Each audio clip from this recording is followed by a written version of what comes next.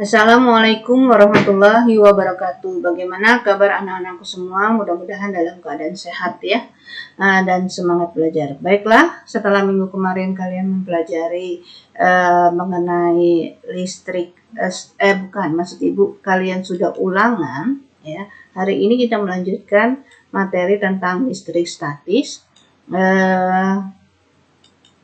Yaitu nanti kita bahasan hari ini tentang medan listrik. Ya, kompetensi dasar yang akan kita pelajari adalah mendeskripsikan muatan listrik untuk memahami gejala-gejala listrik statis serta kaitannya dalam kehidupan sehari-hari.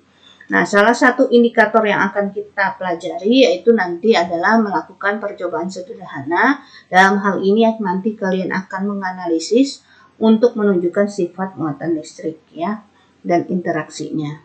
Oke, listrik statis, listrik yang tidak mengalir ya. Kalian bisa lihat sebentar. Oke.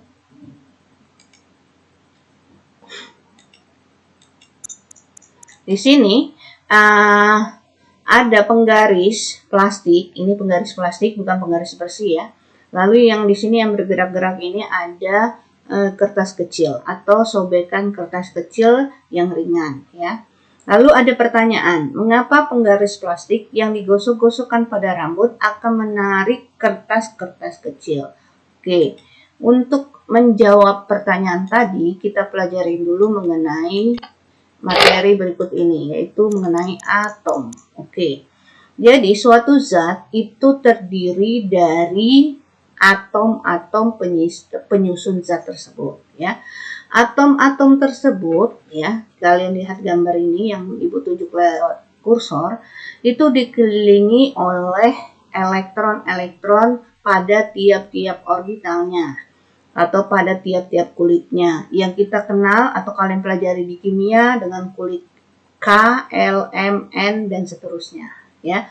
Ini adalah inti penyusun atom. Nah, inti penyusun atom itu terdiri dari proton dan neutron. Jadi partikel penyusun atom itu ada 3, yaitu proton bermuatan positif, neutron tidak bermuatan. Maksudnya tidak bermuatan ini jumlah proton dan jumlah elektronnya sama ya. Lalu yang ketiga elektron yang bermuatan negatif. Oke. Ini sudah kita bahas, proton positif, elektron negatif, neutron tidak bermuatan. Oke. Nah, proton dan neutron membentuk inti yang dikelilingi oleh elektron tadi ya, di mana elektron mengelilingi inti atom pada tiap kulitnya atau tingkatan energinya ya. Atom netral itu jumlah protonnya sama dengan jumlah elektron.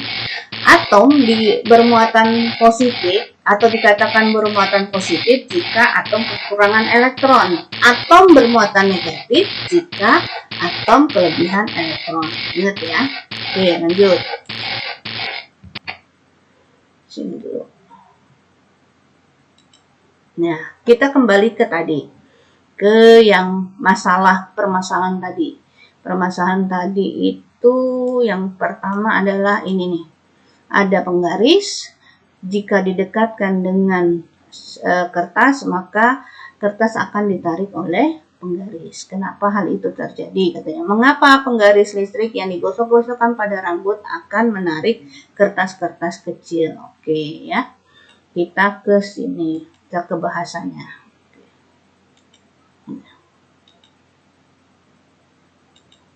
Nih, jadi penggaris ini ketika digosokkan ke rambut maka elektron-elektron pada rambut akan pindah ke penggaris ya, sehingga penggaris ini bermuatan negatif. Nah, kertas yang bermuatan netral, ingat netral itu jumlah protonnya sama dengan jumlah elektron. Maka sobekan kertas kecil ini akan tertarik oleh penggaris yang sudah bermuatan negatif karena digosokkan pada rambut.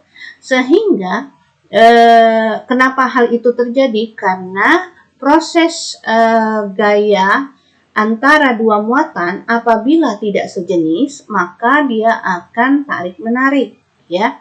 Jadi elektron yang bermuatan negatif terus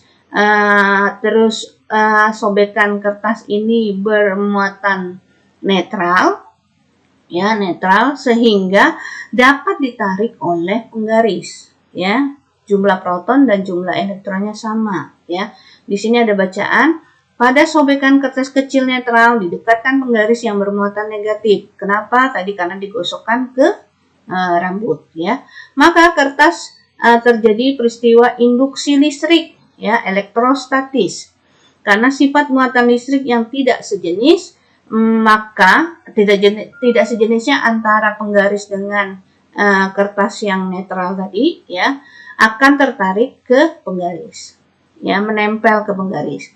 Nah, maka nanti ketika setelah menempel ke penggaris, sebagian muatan negatif pada penggaris pindah ke kertas. Nah, sehingga kertas akan kelebihan elektron. Nah, kalau dia sudah kelebihan elektron, tidak ada lagi gaya induksi, maksudnya sudah lemah gaya induksi magnetnya. Induksi listriknya tadi. Sehingga karena sobekan kertas ini sudah kelebihan elektron, ya, gaya tarik menariknya akan lama-lama akan hilang, ya, karena berpindahnya elektron penggaris ke kertas kecil tadi, sehingga kertas ini akan jatuh, ya, lama-lama akan jatuh. Oke, lanjut.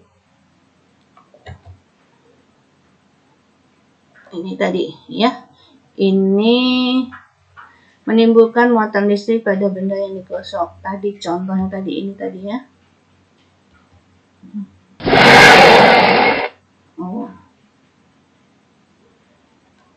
Ini tadi rambut, ya, bermuatan netral sendiri, ini penggaris bermuatan netral juga sendiri. Ketika digosokkan ke rambut, digosokkan ke penggaris, maka nanti penggarisnya akan kelebihan elektron, ya. Nah, plastik yang digosok-gosok dengan rambut, maka plastik akan menjadi bermuatan listrik negatif karena elektron rambut pindah ke plastik, ya, karena tadi kelebihan elektron. Ingat, ya, muatan negatif karena kelebihan elektron. Tadi penjelasan awal. Oke, sekarang kita ke berikutnya, yaitu bahasan tentang medan listrik. Ibu habisin dulu, ya, ininya. Oke. Nih, medan listrik. Apa sih yang dimaksud dengan medan listrik? Yaitu ruang di sekitar muatan listrik yang masih dipengaruhi oleh gaya listrik. Jadi ada muatan uji. Ini ada suatu muatan. Muatannya bisa positif, bisa negatif, ya. Ini muatan Q. Kita simpulkan dengan Q besar. Muatannya positif. Lalu didekatkan dengan muatan uji. Muatan uji ini di sini muatannya juga sama, bisa positif, bisa negatif, ya. Ketika diletakkan dan atau didekatkan dengan muatan listrik Q yang ini, maka muatan Q ini akan mendapatkan gaya listrik selama dia berada di ruang medan listrik, ya. Jadi kalau dia berada di ruang di mana muatan uji itu merasakan gaya listrik, maka ruang di mana muatan uji ini mengalami gaya listrik disebut dengan medan listrik, ya. Nih, ketika dijauhkan muatan ujinya, semakin jauh letak muatan uji tadi terhadap muatan Q yang besar ini, maka gaya pengaruh listriknya semakin kecil, sehingga kuat medan listriknya juga semakin kecil. Dengan kata lain, ya, nilai jarak antara kedua muatan ini mempengaruhi nilai gaya listrik atau medan listriknya. Jadi kalau semakin dekat suatu muatan akibat interaksi dua muatan, maka gaya listrik atau medan listriknya semakin besar juga. Sebanding, ya. Kok sebanding? Berbanding terbalik. Semakin kecil jarak antara kedua muatan, maka nilai gaya listrik atau nilai kuat medan listriknya semakin besar. Tapi semakin jauh ingat ya, berbanding terbalik. Jadi kalau semakin besar jaraknya, maka nilai gaya listrik atau kuat medan listriknya semakin kecil. Semakin kecil medan listriknya besar. Semakin jauh medan listriknya semakin kecil. Berbanding terbalik. Oke. Arah. Jadi sama halnya dengan gaya listrik yang sudah kita pelajari, medan listrik juga mempunyai arah vektor. Ingat, vektor itu selain mempunyai nilai juga mempunyai arah, ya. Kalian bisa lihat di gambar ini garis gaya oleh muatan negatif. Jadi ini satu muatan negatif, satu lagi muatan positif. Maka karena muatan positif arah garis gayanya menjauhi muatannya, sedangkan muatan negatif masuk ke muatannya, maka garis gayanya digambarkan seperti ini. Ya, terjadi interaksi tarik menarik. Beda dengan yang ini. Ini sama-sama muatan positif. Ingat, arah garis gaya medan listrik menuju keluar. Ini juga menuju keluar nih, menuju keluar ya. Sehingga karena muatannya sama, akan terjadi gaya tolak menolak. Bisa dilihat lagi di sini lebih jelasnya. Nih. Oke. Medan listrik digambarkan garis-garis gaya listrik nih, garis gaya listriknya tanda panah ini ya. Ini muatan positif, arah medan listriknya, arah E-nya itu menuju ke luar. Ya, kalau muatan negatif menuju ke muatannya, diingat ya, arah garis gaya muatan positif meninggalkan muatan. Nah, maksudnya meninggalkan menuju keluar kalau ibu ya lebih senang menyebutnya seperti itu, sama aja. Kalau arah garis gaya listrik negatif menuju ke muatan, menuju ke dalam ke muatannya, ya. E-nya arah medan listriknya. Oke, lanjut. Ini ada gambar interaksi dua muatan, ya. Nih, kita lihat gambar satu. Yang satu muatannya positif, yang satu muatan negatif. Maka kita menggambarkan E-nya, arah medan listriknya pada muatan positif, dia menuju ke luar. Ini tanda panahnya keluar. Sedangkan negatif kita menggambarkannya ke dalam. Nah, kalau didekatkan, maka interaksinya adalah tarik-menarik. Maka menggambarkan arah panahnya seolah-olah dari positif menuju ke negatif. Kenapa? Karena pada muatan positif arah medannya menuju keluar, sedangkan pada muatan negatif arah medannya menuju ke dalam. Jadi seolah-olah nanti arah panahnya dari muatan positif menuju ke muatan negatif. Nih, lalu di sini ada dua muatan sejenis, positif dengan positif, ya. Arah kuat medannya menuju ke luar, sama keluar semua. Karena dia sejenis, maka dia tolak menolak. Nih, tidak ada garis gaya yang nyambung di sini, ya. Begitu juga kalau dia muatannya negatif, ya. Arah kuat medannya menuju ke dalam. Nih, tapi karena dia negatif sama negatif, maka timbullah gaya tolak menolak. Tidak ada garis sambung seperti ini, ya. Garis gaya yang menyambung. Oke, ini kapasitor, dua kapasitor yang tidak sejenis, positif dan negatif. Maka interaksi antara dua muatan ini, gambar medan listriknya, arah gaya medan listriknya seolah-olah dari muatan positif menuju ke muatan negatif. Kenapa? Karena pada muatan positif arah kuat medannya menuju ke luar, sedangkan muatan negatif, keping kapasitor negatif ini menuju ke dalam. Oke ya. Oke, lanjut. Nah, ini kita tadi bicara tentang vektor tadi. Vektor selain mempunyai arah, juga mempunyai nilai. Nah, nilainya, oke, nilainya itu disebut dengan kuat medan listrik. Ini kuat ya, tulisan kuat ya. Tadi apabila ada suatu muatan didekatkan pada suatu muatan uji, di mana jarak antara kedua muatan itu sebesar R, maka nilai R-nya berbanding terbalik dengan nilai besarnya kuat medan listrik tadi. Semakin dekat, semakin kecil, maka nilai E-nya semakin besar. Tapi semakin jauh, semakin besar R-nya, maka nilai kuat medan listriknya semakin kecil. Ya. Jadi antara R dengan E berbanding terbalik. Ya. Nah, kuat medan listrik itu dirumuskan adalah hasil bagi antara gaya Coulomb yang kita pelajari kemarin dengan muatan uji yang ini. Ya. Nah, gaya Coulomb itu sendiri masih ingat rumusnya adalah K kali Q1 kali Q2 per R kuadrat. Nah, karena ada yang sama, maka muatan ujinya bisa kita coret di atas dan bawah coret. Maka jadilah rumus ini. Maka kuat medan listrik adalah K kali Q per R kuadrat.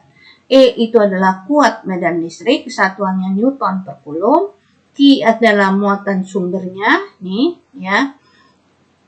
Q kecil ini adalah muatan ujinya. R itu adalah jarak antara kedua muatan, ya, jarak antara kedua muatan berbanding terbalik tadi ya. F ini adalah gaya Coulomb. Oke. Nah, sama hal bahasanya dengan gaya Coulomb kemarin, ya. Nah, nanti penyelesaian antara dua muatan atau lebih itu menggunakan vektor, ya. Misal ini kita lihat gambar yang pertama yang ini dulu. Ini muatan positif, ini muatan negatif. Maka di tengah-tengah ada suatu muatan uji. Ya, titik P diletakkan di titik P. Kecil ini muatan ujinya ya. Maka kita nanti menggambarkan arah kuat medan listriknya di titik P ini. Nih, yang panah merah dan panah kuning. Ya. Panah merah itu untuk muatan yang positif ini. Panah kuning ini untuk muatan negatif ini. Ya. Ingat, kalau muatan positif, arah garis gayanya kan menuju keluar. Makanya dia arah E-nya ini, E1-nya ini ke kanan. Kenapa? Karena ini muatan positif. Arah kuat medannya menuju ke keluar. Sedangkan yang ini muatan negatif, ya, arah garis gayanya kan menuju ke dalam. Nah, maka dia sama ke kanan juga. Kenapa? Karena arah kuat medan listrik pada muatan negatif dia menuju ke dalam. Nah, karena sama-sama ke kanan, ya, ini E1 punya muatan uji positif yang ini, E2 punya muatan bukan muatan uji, muatan sumber. Muatan sumber ini, Q2 ini. Maka karena sama-sama ke kanan, penyelesaian vektor untuk muatan uji di titik P ini, nih, kuat medan listrik di titik P, ya, punyanya si muatan uji ini, diselesaikan dengan vektor penjumlahan karena sama-sama ke kanan. E1 ditambah E2, ya. Kalau satu ke kiri, satu ke kanan, ya, sama di penyelesaiannya dengan penjumlahan. Tapi karena ke kiri dianggap negatif, maka nanti di sini dalam kurungnya min E2, ya. Kita lihat gambarnya. Ini muatan positif, ini muatan positif, sama-sama muatan positif, ya. Jadi E1 punya yang tanda panah merah punyanya si yang Q1, yang kuning, E2 yang kuning punyanya Q2, ya. Karena yang merah positif, arah kuat medannya kan menuju keluar. Kita menggambarkan di titik P-nya, ingat ya, menggambarkannya di muatan ujinya di titik P-nya. Oke, maka hasil gambaran kita seolah-olah tanda panahnya ke kanan, ya. Begitu juga dengan yang muatan positif yang di sini Q2. Dia seolah-olah menuju ke kiri. Padahal sebenarnya karena ini muatannya positif, arah kuat medannya menuju ke luar. Nah, maka kita dapatkan bahwa yang satu E1 dia ke kanan, E2 dia ke kiri. penyelesaian vektornya sama kayak tadi, E1 ditambah E2. Hanya saja karena E2 ke kiri, maka dia negatif. Gitu ya penyelesaian vektornya. Nanti jangan lupa menggunakan rumusnya sama dengan rumus yang tadi. Mana tadi? Nah, nih. Jadi E1 yang ini. E1 nanti pakai rumus ini. K kali Q1 per R1 ke titik P kuadrat. Untuk E2-nya berarti K kali Q2 per R2 ke titik P kuadrat. Gitu. Ya. Balik lagi ke sini. Nah. Kenapa balik lagi ke situ? Nah, ini.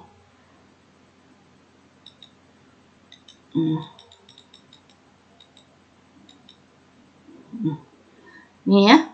Jadi nanti untuk misalnya untuk mencari E1-nya dulu ya, berarti K kali Q1 besarnya Q1 per R-nya dari mana? Dari sini muatan positif yang merah ini ke muatan uji. Ya, ini seolah-olah di tengah ya. Nanti di soal belum tentu di tengah-tengah ya.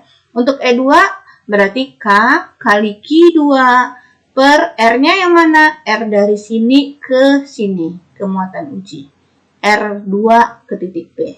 R1 ke titik P. Oke? Ini juga sama ya. Untuk R-nya berarti Q1 ke titik P, Q2 ke titik P. Oke. Nah, ini ada PR yang kamu harus kerjakan dan dikumpulkan di classroom ya. Oke, di sini ada ilustrasi gambar ya. Di sini ada awan, awannya tadinya tuh dia di